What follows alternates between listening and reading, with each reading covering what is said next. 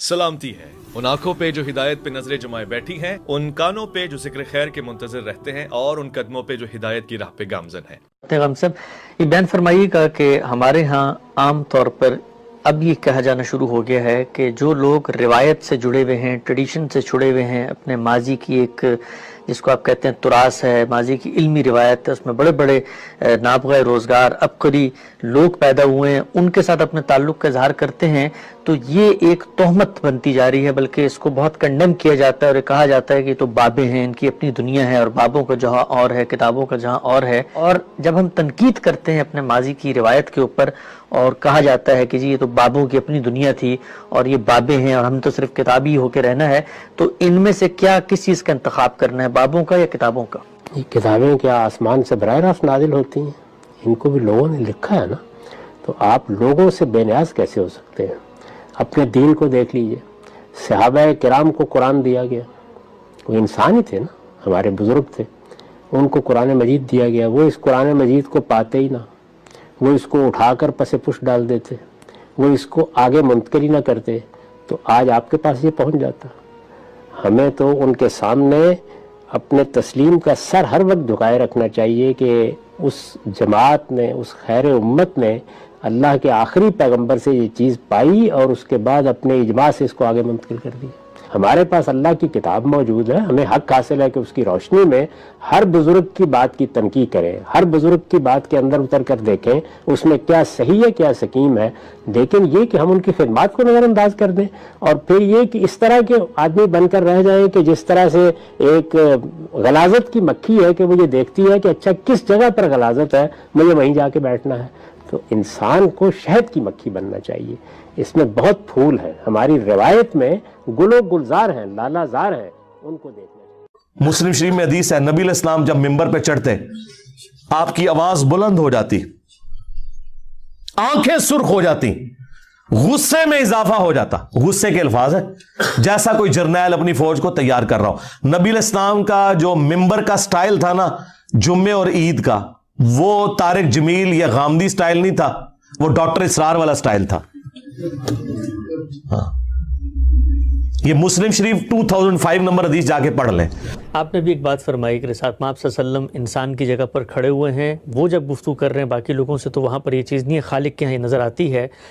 بعض موجودہ زمانے کے لوگ جو بڑی ایگریسو ڈیبیٹ کرتے ہیں، بڑی سخت تند و تیز نوکیلے جملے ہوتے ہیں اور بڑی جس کو آپ کہتے ہیں کاٹدار قسم کی باتیں ہوتی ہیں، وہ بھی استدلال کہتے ہیں کہ آثار و روایت میں تو خود رسول اللہ کا اسوہ بھی آیا ہے کہ آپ ایسے گفتگو کرتے تھے جیسے کسی لشکر کا سربراہ اپنی جو ہے وہ فوج اور اپنے ایک سپہ سالار جیسے ایک تند و توق گفتگو کر رہا ہوتا ہے۔ تو خود رسالت مآب کی بھی نسبت سے بعض لوگ یہ استدلال پیدا کرتے ہیں اور کہتے ہیں کہ یہ جو ایگریسو ڈیبیٹ ہے، یہ جو سخت قسم کی گفتگو ہے، آگے بڑھ کے جارحانہ انداز ہے، اس کی بھی دلیل ہمیں پیغمبر سے ملتی ہے۔ پر کیا تبصرہ کیا جا سکتا ہے؟ ماروں گھٹنا پھوٹے آنکھ، یعنی جو حدیث میں بات بیان ہوئی ہے وہ تو یہ ہے کہ رسالت مآب صلی اللہ علیہ وسلم جب لوگوں کو خبردار کر رہے ہوتے تھے تو ایسا ہی ہوتا تھا جیسے کہ کسی لشکر کو اس کے دشمن سے خبردار کیا جاتا ہے۔ اس میں اس لب و لہجے کی کیا دلیل ہے؟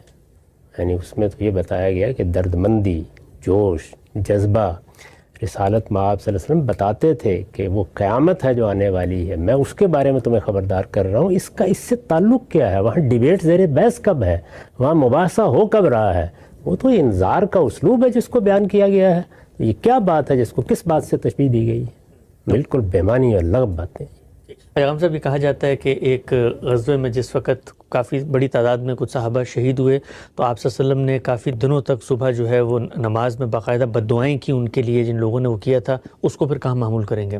بد دعا کرنا کوئی بری بات ہے؟ بد دعا کا موقع ہوتا ہے، کرنی چاہیے اس وقت۔ اگر کوئی آدمی ظلم کا ارتکاب کرتا ہے، کسی بے گناہ کو مار دیتا ہے، تو کیا اللہ کے سامنے دعا نہیں کی جائے گی اس کے بارے میں؟ اس کا اس سے کیا تعلق ہے؟ یعنی ان باتوں کا آپس میں کیا ربط ہے جو باتیں کہی جا رہی ہیں؟ میرے اوپر اگر کوئی آدمی ظلم کرتا ہے تو میرے سامنے یہ راستہ ہے، میں یا تو اس کا بدلہ لوں گا، اگر میں کمزور ہوں تو اپنے ربی سے درخواست کروں گا، تو اپنے رب سے کیا درخواست کروں گا؟ یہی کروں گا نا کہ اس ظالم کا ہاتھ تو اب پکڑ۔ تو یہی دعائیں رسول اللہ صلی اللہ علیہ وسلم نے ان ظالموں کے بارے میں کی ہیں جنہوں نے باقاعدہ صحابہ کی ایک جماعت کو پہلے یہ کہہ کر اپنے ساتھ لیا کہ ہماری تعلیم دینے کے لیے جائیں گے، اور اس کے بعد ان کو قتل کر دیا اور ان کی لاشوں کے ٹکڑے کیے، اور جس طرح کا معاملہ کیا اس کے بعد کیوں تو بد دعا نہ کی جائے ان کے بارے میں؟ ہم سب اس سے استدلال یہ کیا جاتا ہے کہ اگر اساتذہ صلی اللہ علیہ وسلم نے دین کے حوالے سے ان کو محسوس ہوتا تھا کہ کوئی شخص ظالم ہے، اس کے بارے میں بدعا کی ہے، تو ہم لوگ اپنی تقریروں میں ان مولویوں کے بارے میں، ان علماء کے بارے میں، ان مسالک کے رہبروں کے بارے میں کیوں نہیں کہہ سکتے جو ہماری نظر میں گمراہ ہیں، خدا کے دین کو مس کر رہے ہیں؟ لہٰذا ہم تو پیغمبر کے اسوے کے مطابق ان کے بارے میں بددعائیں کرتے ہیں اور اللہ تعالیٰ سے درخواست کرتے ہیں کہ ان کو زمین کیا استدلال ہے؟ نہیں، بات کوئی ہے، اس سے ایک دوسری چیز کی تمثیل پیدا کر دی، گمراہ ہیں، گمراہوں کے خلاف رسالت میں آپ صلی اللہ علیہ وسلم نے کون سی قنوت نازلہ پڑھی ہے؟ بھائی ایک گروہ ہے جس نے ظلم کا ارتکاب کیا ہے، جس نے انسانوں کی جان لے لی ہے، جس نے دھوکے سے لوگوں کو قتل کر دیا ہے. ان دونوں باتوں کا کیا تعلق ہے آپس میں؟ اگر کوئی مظلوم آدمی اپنے ظلم پر فریاد کر رہا ہے اور ایک مولوی صاحب تقریر کرتے ہوئے اپنے مخالفین کو گالی دے رہے ہیں، آپ یہ کہیں یہ ایک ہی کام ہے. اس لیے ان دونوں باتوں کا کوئی تعلق نہیں ہے. آخری سوال ہم سب اس موضوع سے متعلق کہا جاتا ہے کہ جو عام آدمی ہے وہ یہ استدلال کی باریکیاں اور یہ جس کو آپ کہتے ہیں پیچ و تاب، اور آپ اس کو بتائیں جی اس میں اصل ماخذ میں یہ چیزیں ہیں، ان کو نہیں سمجھتا. اس کو تو آپ نے کسی گمراہی پر متنبع کرنا ہے تو ایک طرح سے ہتھوڑا مارنا پڑے گا تب وہ سمجھے گا. تو یہ تو پڑھے لکھے لوگ جو ہیں، علماء ہیں، وہ چلیں آپس میں استدلال کرتے ہیں، لیکن جب آپ عوام سے مخاطب ہو رہے ہیں تو آپ نے تو ان کو صرف 2-2-4 کی طرح بلیک اینڈ وائٹ میں بتانا ہے. اور اگر کوئی بڑی بدعت، بڑی گمراہی، بڑی غلطی ہے تو اس پہ تو ہتھوڑا مار کے بتانا ہے، ورنہ تو وہ جاگیں گے نہیں. ہتھوڑا آدمی کے سر پر نہیں مارنا چاہیے نا، اس بدعت کے سر پہ مارنا چاہیے. تو آپ اس نظریے پہ تنقید کریں جو بھی کرنی ہے آپ کو، اور جس لفظ لہجے میں بھی کرنی ہے. اس میں دشنام ممکن نہیں ہوتا نا، اس کے لیے تو کوئی آدمی چاہیے ہوتا ہے. تو آپ بتائیں کہ بدعت اتنی بڑی گمراہی ہے، بدعت کو اللہ کے پیغمبر نے گمراہی قرار دیا ہے، بدعت کے بارے میں یہ کہا ہے کہ یہ اختیار کرو گے تو یہ سیدھی جہنم میں لے جائے گی. شرک کے بارے میں یہ فرمایا ہے، اسی طرح کفر کے بارے میں یہ فرمایا ہے. ضرور بیان کریں، اس سے کون روکتا ہے، لیکن بات پر بات کریں نا. افراد کا اس سے کیا تعلق ہے؟ یہاں سے استدلال سے جب بات کی جاتی ہے اتنا مزہ نہیں آتا جتنا یہ اگریسو ڈیبیٹ اور تھوڑا مار کے. دونوں میں سے ایک کام کر لیں، یا اللہ کے حضور میں جواب دہی کے لیے کھڑے ہو جائیں یا لطف لے لیں. دونوں میں سے ایک کا انتخاب کر لینا چاہیے. کہنا یہ مراد ہے کہ کوئی ایسی ڈیروگیٹری ٹرم ہمیں یوز نہیں کرنی چاہیے کسی بھی شخص کے بارے میں. مثال کے طور پر یہ ہم کہتے ہیں بھائی فلاں بابے ہیں. اب مجھے پتہ ہے یہ سننے والے فوراً سے سنیں گے، وہ کہیں گے بھائی یہ تو ہمارے دوست انجینئر محمد علی مرزا کہتے ہیں، تو یہ حسن الیاس صاحب شاید ان کے اوپر حملہ آور ہونے. میں کسی شخص کے ساتھ اس طرح کی ریفیوٹ ہونا، اس کو معاشرے میں متباہش کرنا، یہ ہمارا طریقہ کار ہی نہیں ہے، نہ ہم اس کو جائز سمجھتے ہیں. لیکن بتانا یہ مقصود ہے کیونکہ وہ بھی تو مخاطب ہے نا. ہر انسان دنیا میں داعی بھی ہوتا ہے، مدعو بھی ہوتا ہے. تو ہر انسان تک اگر میں مسلمان ہوں تو میں نیکی خیر کی بات کہوں گا بھی، سنوں گا بھی. اس لیے ہر ایک کو تیار رہنا چاہیے اس کام کے لیے. اس میں برا نہیں منانا چاہیے، نہ یہ سوچنا چاہیے کہ یہ لوگ آگے ہیں مثال کے طور پہ میری دعوت کو خراب کرنے یا میرے اسٹوڈنٹس کو توڑنے. یہ کبھی نہیں سوچنا چاہیے. ہم سب ایک دوسرے کے محسنین ہیں، خیر خواہ ہیں. ہم سے اگر کہیں کوئی غلطی ہوتی ہے تو وہ ہمارا خیر خواہ ہوگا جو ہمیں توجہ دلا کر بتائے کہ بھائی یہ کام نہ کرو. تو اگر ہم چھوٹی چھوٹی باتوں کے اوپر بھی غصے میں آ جائیں اور اس طرح کا لب و لہجہ اپنائیں، یہ اچھی بات نہیں ہے. اس سے ہماری شخصیت میں ایک ایسا پہلو جنم لیتا ہے جو پھر نسلوں میں ایوالو کرتا ہے، اور یہ پھر فرقہ واریت کی ان انٹینشنل بنیاد بن جاتا ہے. لوگ پھر یہ طریقہ اپناتے ہیں اور یہ پھر آگے بڑھتا، یہ رک نہیں سکتا. تو ہمیں شروع میں ان جگہوں پر رہنا ہے جو ویلیو سسٹم کے اندر کھڑے ہو کر پرنسپلز کے اوپر تنقید ہو، علم کے دائرے میں ہو. تو میں کہنا یہ چاہ رہا تھا کہ جو ڈیروگیٹری ٹرمز ہوتی ہیں، مثال ہمارے ہاں ہمارے بر صغیر کے اندر جس وقت آدمی کسی کام کے قابل نہیں رہتا یا بالکل بوڑھا ہو جاتا ہے، یا ہماری اردو کے زبان کے محاورے کے مطابق سٹھیا جاتا ہے، 60 سال سے اوپر چلا جاتا ہے، تو اس کو بابا کہا جاتا ہے. بابا جا رہے ہیں کہ بابے نو کی پتہ ہے بابا. تو اب یہ ٹرم اپنے استعمال میں ایک ڈیروگیٹری ٹرم بن گئی ہے. تو اب اتنے بڑے بڑے امت کے جو علماء گزرے ہیں ان میں سے بہت سارے تو شاید بڑھاپے کی عمر کو بھی نہیں پہنچے، جوانی میں رخصت ہو گئے. تو ان کو اگر پوری کی پوری روایت کو سامنے رکھ کر ہم کہیں بابے ہیں تو یہ ایک ڈیروگیٹری ٹرم ہے. مثلا ابو حنیفہ سراج الائمہ ہمارے امام اعظم، ان کے بارے میں کوئی شخص اس طریقے سے مخاطب، تو یہ تخاطب جو ہے، میں بھی فکر پہ نہیں جا رہا اور نہ یہ بات کرنے کا مقصد یہ ہے کہ ان کے جو افکار ہیں ان کو آپ کلین چٹ دے دیں یا ان کے بارے میں آپ کہیں کہ بھئی یہ تو قیامت تک ریلیونٹ ہو گئے. بالکل دوسری بات کر رہا ہوں، اور مجھے امید ہے کہ میرے سننے والے بھی اس کو وہیں سے پرسیو کریں گے کہ جس وقت ہم کوئی ایسی ٹرم یوز کرتے ہیں جو سننے والوں کو ڈیروگیٹری لگتی ہے، اور یہ بات یاد رکھیں کہ اس کا فیصلہ میں نے نہیں کرنا کہ میری ٹرم ڈیروگیٹری ہے یا نہیں، سننے والوں نے کرنا ہے، معاشرے نے کرنا ہے، عرف نے کرنا ہے. تو اس لحاظ سے اگر کوئی ٹرم ہم یوز کرتے ہیں تو ہم اس پہ نظر ثانی کریں، ان کو دیکھیں. ہم اگر یہ کہنا چاہتے ہیں، ہم کہیں کہ صوفیاء کے یہ بزرگ اکابرین گزرے ہیں، ان کے یہ نظریات ہیں. ان کے غامدی صاحب نے ایک مضمون لکھا ہے، وہ مضمون ان کی کتاب برہان میں موجود ہے، اس میں انہوں نے کہا ہے کہ ان کے ہاں تصور توحید، تصور نبوت، تصور شریعت، تصور آخرت، وہ سب کا سب دین کے مقابلے میں ایک متوازی نظام فکر بن کے کھڑا ہوا۔ اس میں بھی ایک جملہ تھا ان کا، جو جملہ یہ تھا کہ تصوف ایک عالمگیر ضلالت ہے۔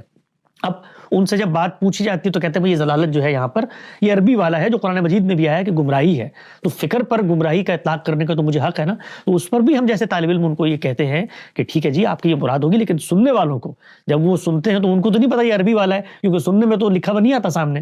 تو یہ ضلالت کون سی ہے؟ یہ وہ ضلالت ہے جو میں اردو میں کہہ رہا ہوتا ہوں یا باپ کبھی غصے میں آ کے کہتا ہوں کیا ضلالت تم نے مچائی ہوئی ہے، یا یہ وہ ضلالت ہے جو قرآن مجید میں ضالین کے پس منظر میں گمراہی میں آتی ہے؟ تو یہ زال والی ہے کہ زواد والی ہے تو پتہ نہیں چلتا نا، تو اس لیے ان چیزوں سے اجتناب کرنا چاہیے۔ تو یہ بات 10 دفعہ میں نے غامدی صاحب کے سامنے بھی رکھی ہے۔ ایک لائیو پروگرام میں کسی شخص نے کہا کہ ان کو اس طریقے سے بات نہیں کرنی چاہیے تھی، تو میں نے کہا بھائی ہم جو ہیں وہ مثال کے طور پہ غامدی صاحب کے اسلوب بیان کے اوپر کوئی ایمان تھوڑی لائے ہوئے ہیں کہ جو لفظ ان کے ہاں سے صادر ہوگا وہ اسی طریقے سے ہونا چاہیے تھا۔ خود انہوں نے جوانی میں بہت ساری تحریریں لکھی ہیں، بڑی کاٹدار ہیں، بڑی نوکدار ہیں، ان کے اندر بڑا ایک شدت نظر آتی ہے، کہیں اپنے استاد کی اہمیت کا جذبہ نظر آتا ہے۔ تو کبھی بھی اگر آپ اس چیز کو اپنا لیں کہ جی آپ ہر چیز کا دفاع کریں گے، نہیں، وہ غامدی صاحب کی جوانی کی دور کی تحریریں تھیں، اس دور میں وہ اسلوب ان کو بہتر لگا۔ ہم آج کے دور میں کھڑے ہو کے یہ کبھی اس چیز کو پروان نہیں چڑھائیں گے کہ ہمارے استاد نے جوانی میں جو اس طریقے سے بات کی تھی وہی بات ٹھیک ہے، اسی سے جو ہے نا ہتھوڑا مارنے سے معاملہ ٹھیک ہوتے، نہیں، بہتری کا عمل ہوتا، آپ آگے بڑھتے ہیں، ارتقا ہوتا ہے۔ جب آپ آگے بڑھیں گے تو چیزیں نکھرنا شروع ہو جائیں گی، سنورنا شروع ہو جائیں گی۔ اور دیکھیے قرآن مجید یہ بتاتا ہے کہ وقت گزرنے کے ساتھ ساتھ آپ کے مخالفین کے دلوں میں بھی اگر آپ اچھے اخلاق کے ساتھ پیش آتے ہیں تو نرمی پیدا ہوگی۔ مقصود کیا ہے ہمارا؟ مقصود کوئی کبڈی کا میچ جیتنا ہے؟ مقصود ہے کہ اللہ کی صحیح ہدایت کا ابلاغ ہو۔ تو اگر ابلاغ میں ہی ہمارا لب و لہجہ رکاوٹ بن جاتا ہے تو آپ مجھے بتائیے ایسی دینی خدمت کا کیا فائدہ؟ ابلاغ میں ہی ان لوگوں تک پہنچانی تھی نا اصل بات، ان صوفیاء تک۔ عام لوگ تو بیچارے نیوٹرل کھڑے ہوئے تھے، ان تک تو میں شائستگی سے پہنچاؤں یا غصے سے پہنچاؤں، انہوں نے تو بات کو قائل ہو ہی جانا ہے۔ ان لوگوں کو سمجھانا ہے جو مثال کے طور پہ شرک کے مظاہر کو اسلام میں داخل کیے ہوئے ہیں، جو مثال کے طور پہ اس طریقے کے قصے اور کہانیوں کو دین بنا رہے ہوتے ہیں، ان تک بات پہنچانی ہے۔ تو ان کی جگہ پر کھڑے ہوں، محبت کے ساتھ انہیں ہم مخاطب کریں، اور ان کے جو بزرگ ہستیاں ہیں ان کے بارے میں کوئی استخفاف کا جملہ، کوئی تنقیص کا جملہ، کوئی ایسا جملہ کہ جو ان کے سننے والوں کو برا لگے، کبھی استعمال نہیں کرنا چاہیے۔ تو میں تو یہ تجویز دوں گا کہ یہ جو ٹرمینالوجی ہے یہ بابو والی، یہ اب ہمیں ترک کر دینی چاہیے، اور ہمیں ان لوگوں کے ساتھ ان کے عزت، وقار، احترام کی رعایت سے بات چیت کرنی چاہیے۔ دیکھیں جس وقت آپ یہ بات کر رہے ہوتے ہیں نا، ممکن ہے آپ کے پیش نظر یہ نہ ہو، ممکن آپ یہ کہیں جی میں تو مثال کے طور پہ حافظ اللہ بھی کہتا ہوں اور میں تو ان کی تحسین بھی کرتا ہوں، ان کی دینی خدمت، لیکن جو ایک پورا کا پورا ڈکشن بن جاتا ہے پریزنٹیشن کا، وہ اصل میں تخفیف کا باعث بن رہا ہوتا ہے، وہ لوگوں کی دل آزاری کا باعث بن رہا ہوتا ہے۔ تو ہماری امت کے جو علماء ہیں، چاہے وہ صوفیہ میں سے ہوں، چاہے وہ معتزلہ میں سے ہوں، چاہے وہ قدریہ میں سے ہوں، چاہے وہ جہمیہ میں سے ہوں، چاہے وہ فقہی روایت کے اندر ہو، چاہے وہ صوفی روایت کے اندر ہو، سلفی روایت کے اندر ہو، ان سب نے نالج آف ورلڈ میں کنٹریبیوٹ کیا ہے۔ آج میں اگر کھڑے ہو کر بات کرتا ہوں، چاہے وہ محدثین ہوں، وہ لوگ نہ ہوتے تو میں ان ٹولز کو دریافت نہیں کر سکتا تھا، میں تو ان کے کندھے پہ کھڑا ہوتا ہوں، میرے پیچھے علم کی یہ روایت ہوتی ہے۔ علم کی روایت سے کٹ کے اگر آپ کوئی بات کرتے ہیں تو وہ دنیا میں انجینئرنگ کے میدان میں بھی قابل قبول نہیں ہے، اس لیے کہ علم کی روایت یہ انسانیت کا مشترکہ حافظہ ہوتی ہے، اور اس کو اگر آپ اگنور کر دیتے ہیں تو آپ اصل میں کٹی ہوئی پتنگ کی طرح بن جاتے ہیں، اور اس پر کٹی ہوئی پتنگ کو لوگ کوئی بھی پکڑنے کو تیار نہیں ہوتا۔ تو ان چیزوں پر کوئی غور و فکر ہونا چاہیے۔ کچھ میں نے آج چونکہ ایک سوال ہوا تو کچھ درد دل سے جو کچھ باتیں تھیں، اور بڑی میں سننے والوں کو بھی یہ کہوں گا کہ وہ اس کو یہیں سے معمول کریں، اس میں کسی شخص کی جو مسائی ہے، کسی کی خیر ہے، اس کی نفی نہیں ہے، کسی شخص پر کوئی الزام تراشی نہیں ہے، کسی پر کوئی اتہام نہیں ہے۔ مقصود صرف یہ ہے کہ ہم سب اگر دین کی خدمت کے جذبے سے اٹھے ہیں تو ہم اپنے اوپر بھی، کیونکہ دین ہمارا بھی امتحان ہے بھائی، ہم نے بھی قبر میں جا کے اپنا امتحان دینا ہے۔ ایک امتحان تو ہم سے یہ ہوگا کہ اگر تم تک حق بات پہنچی تھی تم نے پہنچائی، لیکن دوسرا امتحان یہ بھی ہوگا کہ تم بھی تو ایک دین کے مخاطب تھے، تمہیں اپنا پرچہ حل کرنا ہے۔ کیا تم کسی کی دل آزاری کا باعث بنے، یا کسی کی آبرو پہ انٹینشنلی حملہ آور ہو گئے، یا تم دین کے خیر خواہ تھے کہ تم نے ان چیزوں کو اپنایا کہ جن چیزوں کو تم خود نفی کر رہے ہو کہ یہ کام نہیں ہونا چاہیے، لیکن خود ہمارے ہاں وہ چیزیں پیدا ہو جاتی ہیں۔ تو ہر ایک کے ہاں، ہمارے ہاں ہمیں جائزہ لینے کی ضرورت ہے کہ ہم کبھی ہمیت حق میں آ کر صوفیاء کو لتاڑنے کی صورت میں آ جاتے ہیں۔ میں نے دیکھا ہے خود غامدی صاحب کے بہت سارے جو ہے وہ سننے والے آڈینس میں سے لوگ وہ چونکہ اس پس منظر میں آئے ہوتے ہیں تو وہ چیزیں اٹھا کر اس طرح علماء کی تخفیف و تنقیص کر رہے ہوتے ہیں. میں نے خود دیکھا ہے اس رویے کی ہم ہمیشہ مذمت کرتے ہیں. اور بسا اوقات میں نے یہ بھی دیکھا ہے کہ جو مذہبی لوگوں کا ایک حال حلیہ ہے اس سے نفرت کا جذبہ ہمارے یہاں پیدا ہو جاتا ہے. تو یہ سب چیزیں ہمیں اپنی سطح پہ ختم کرنی ہیں, اور جو باقی لوگ اصلاح و دعوت کا کام لے کے اٹھے ہیں ان کو ان کی جگہ پر ختم کرنے کی کوشش کرنی چاہیے. جی جزاک اللہ خیرہ. آپ نے بہت اچھا اور بہت ہی جامع جواب دیا. شکریہ, اللہ تعالیٰ آپ کو جزائے خیر دے. شکریہ ابرار بھائی آپ کا بھی ٹائم دینے کا. جی بہت شکریہ, جزاک اللہ خیرہ. بہت شکریہ حسن بھائی. میرے خیال سے یہ بہت ضروری گفتگو تھی جو آپ نے یہ فرمائی, اور میرے خیال سے اس طرح کے برے القابات کا استعمال کرنے سے ہمیں احتیاط کرنی چاہیے, اور بعض اوقات اس طرح کے القابات ہماری اپنی ہی دعوت کے لیے مہلک ہو جاتے ہیں.